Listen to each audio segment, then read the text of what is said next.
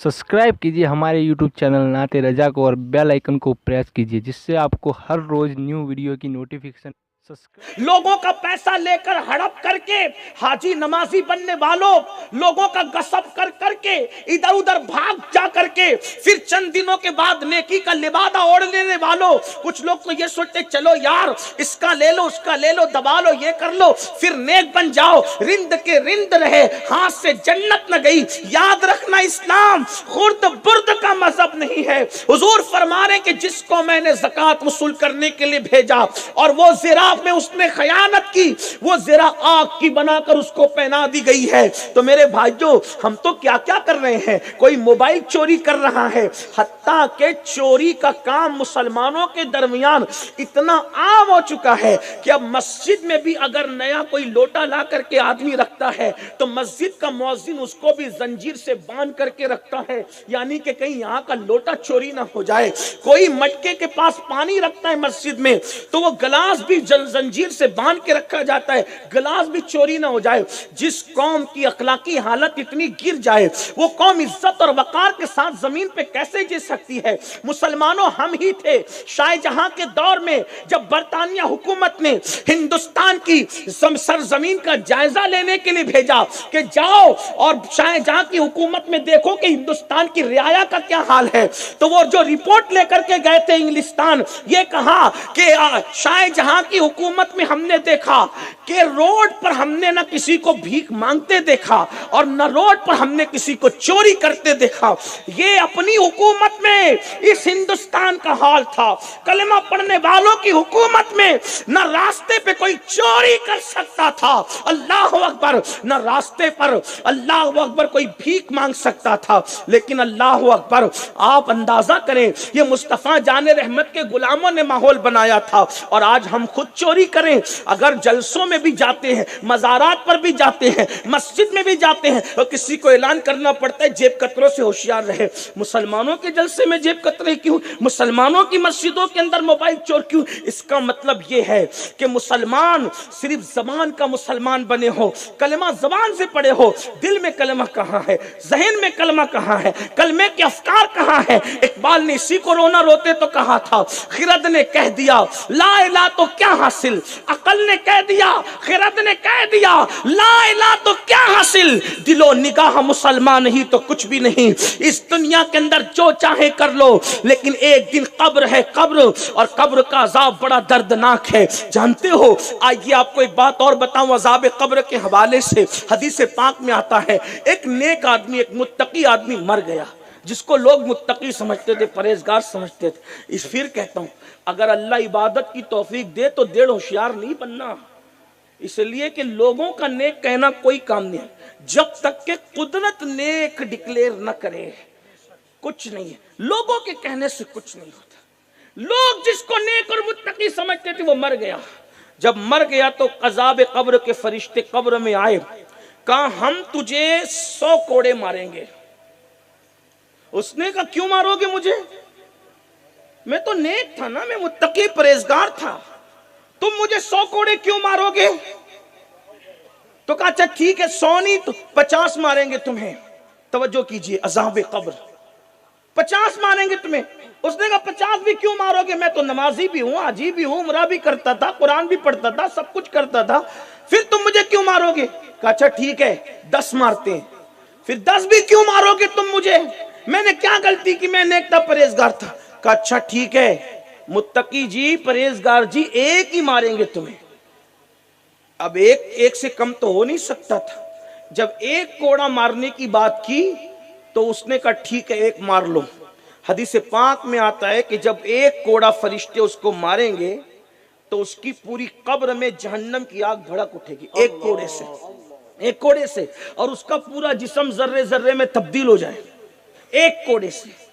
अल्लाह के बंदो, अल्लाह रब्बुल इज्जत के अजाब पे गौर करो, अपनी आखिरत का ख्याल करो, अपने आप पे रहम करो।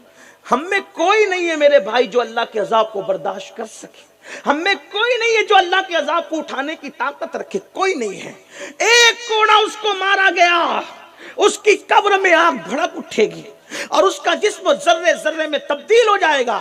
پھر میرے آقا علیہ السلام فرماتے ہیں پھر اللہ جب تک چاہے گا آگ بھڑکتی رہے گی، اس کا جسم اس حالت میں رہے گا. پھر اللہ تعالیٰ اس کو دوبارہ زندگی دے گا اور اس کا جسم جمع کرے گا. تو فرشتے اس سے پوچھیں گے بتائے ہم نے تجھے یہ عذاب کیوں دیا؟ ایک کوڑا تجھے کیوں مارا؟ اس کی 2 وجہ. نمبر 1 کہ تو نے ایک مرتبہ بے وضو نماز پڑھا تھا، بے وضو نماز پڑھنے کی وجہ سے تجھے ایک کوڑا مارا. نمبر 2 ایک مظلوم آیا تھا تیرے پاس فریاد لے کر میری مدد کر، تو نے اس مظلوم کی مدد نہیں کی، اس لیے ہم نے تیرے ساتھ یہ سلوک کیا. آپ سے پوچھتا ہوں اتنا نیک، اتنا متقی، اتنا پرہیزگار، اور اس کو ایک کوڑا مارا گیا تو یہ، اور کیوں مارا گیا؟ کیونکہ اس نے وضو نہیں کیا تھا. آپ ذرا علماء کے پاس آ کے پوچھو کتنوں کو وضو کرنا آتا ہے، کتنے لوگ صحیح وضو کرتے ہیں. اور نمبر 2 کوئی مظلوم آ کر کے کہتا ہے میری مدد کرو، اور اس نے مدد نہیں کی، نیک ہو کر، متقی ہو کے، پرہیزگار ہو کر، ایسا کوڑا پڑا کہ پوری قبر آگ سے بھر گئی اور جسم ذرے ذرے میں تبدیل ہو گیا. اگر کوئی مظلوم کی مدد نہ کرے تو نیک ہو کر اس کی قبر میں یہ اس پر عذاب آئے تو جو لوگوں پہ ظلم کرے گا اس کا کیا حال ہوگا؟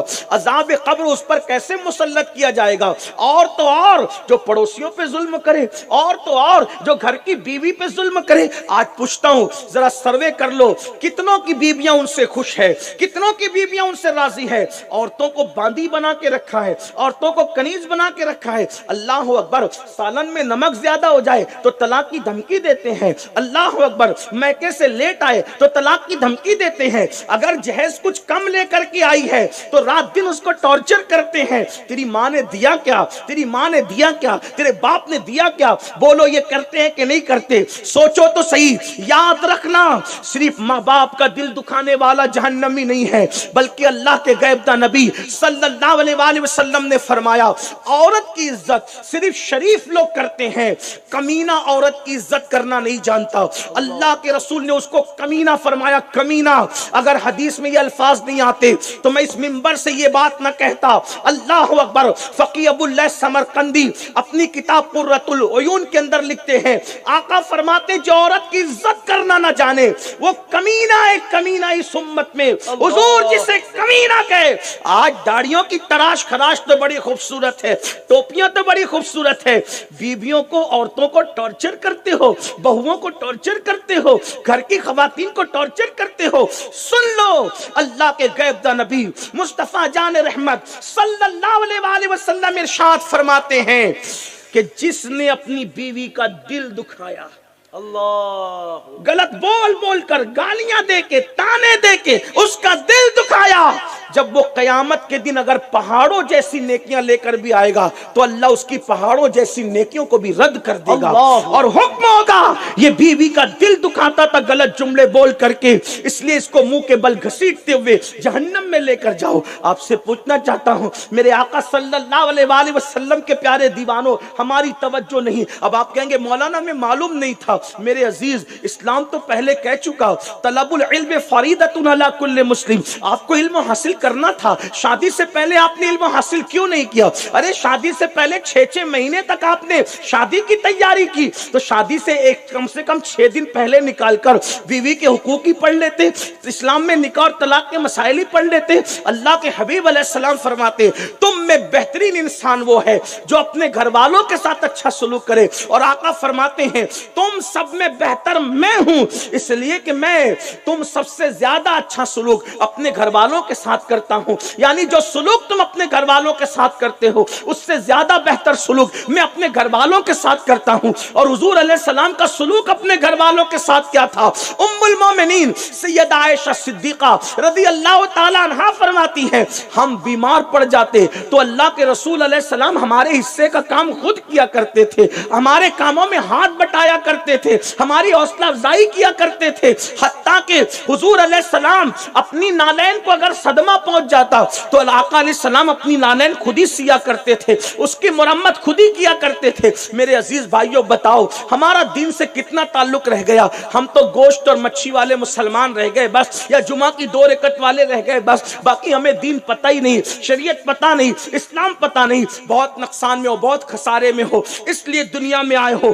دین سیکھو، اچھا عمل کرو، نیک عمل کرو. جب اعمال ہی کے بارے میں خبر نہ ہوگی تو کیا کرو گے؟